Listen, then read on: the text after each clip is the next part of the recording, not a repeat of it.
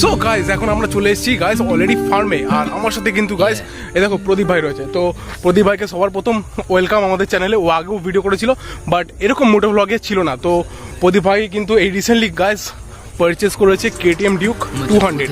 এর কিন্তু গাইজ একটা কমন ব্যাপার বলে দিই, যেটা কেউ তোমাদেরকে বলবে না। এর যে চেসিটা এটা কিন্তু গাইজ KTM ডিউক 390 গাইজ, শুধু এখানে হেডল্যাম্পটা চেঞ্জ, বাদ বাকি গাইজ এর অ্যাগ্রেসিভ সিটিং পজিশন। আর এই গাড়িটা জাস্ট মাখন। আমি BS4 চালিয়েছি, আজকে BS6 একবার চালিয়ে দেখবো, তারপরে তোমাদেরকে বলবো। আর ভাইকে একটাই কথা বলবো যে গাড়িটা মানে হঠাৎ নেওয়ার প্ল্যানটা কি করে হলো, মানে ওর অ্যাকচুয়ালি প্ল্যান ছিল বুলেট নেবে, তো বুলেট থেকে হঠাৎ KTM এ কি ব্যাপার? ভাই তো ভাই বললো।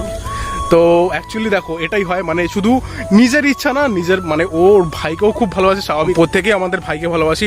তো ওর সাথে সাথে ওর ভাইয়ের ড্রিমটাও পূরণ করেছে। তো কনগ্রাচুলেশন ভাইকে। আর ভাইয়ের বিস্ট রয়েছে গাইজ।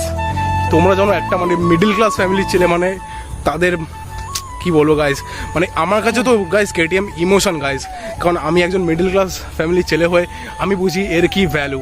তো ছোটবেলায় যখন KTM দেখতাম তখন মনে হতো কি দেখছি এটা, এই কিন্তু গাইজ প্ল্যান করতো বুলেট নেবে, প্ল্যান করতো বুলেট নেবে, কি হলো বল এবার বল।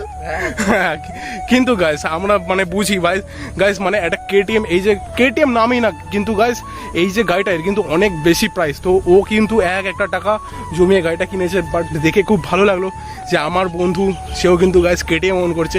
আর তোমাদেরকে এখান থেকে দেখো গাইজ, আমি কাউকে জ্ঞান দিচ্ছি না, বাট একটাই কথা বলবো, তোমাদেরও যদি ইচ্ছে থাকে তোমরাও তাহলে আস্তে আস্তে ধীরে ধীরে তোমরা নিজের স্বপ্নটাও পূরণ করতে পারবে। দেখতে পাচ্ছ গাইজ অরেঞ্জ স্টিভে দেওয়া রয়েছে, এটা হচ্ছে গাইজ একদম মেটালিক অরেঞ্জ। এটা হচ্ছে গাইজ KTM এর একদম সিগনেচার একটা কালার। আর এখানে মনোশকের সাসপেনশন দেওয়া রয়েছে। আর এর টর্ক জেনারেট কিন্তু অনেকটা বেশি হাই RPM এ হয়। এটা যখন 6000 RPM ক্রস করে তখন কিন্তু এর টর্কটাকে আরও বেশি করে ফিল করা যায়।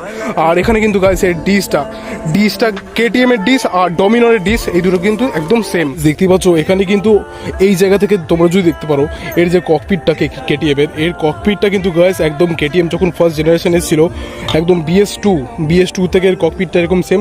আর মিটার কনসোলটা তোমাদেরকে দেখাচ্ছি। মিটার কনসোলটা গাইজ কিছু এরকম আছে ডিজিটালের মধ্যে, বাট আমার কোথাও যেন মনে হয়েছিল এই কমলাটাকে চেঞ্জ করে ব্লু করলে ভালো হতো। এই কমলাটা গাইজ বাজাজেও আছে। 3 বছর সামনে কিন্তু গাইজ এরকম দু সাইডে এরকম DRL দেওয়া রয়েছে, যেটা 390-তে থাকে।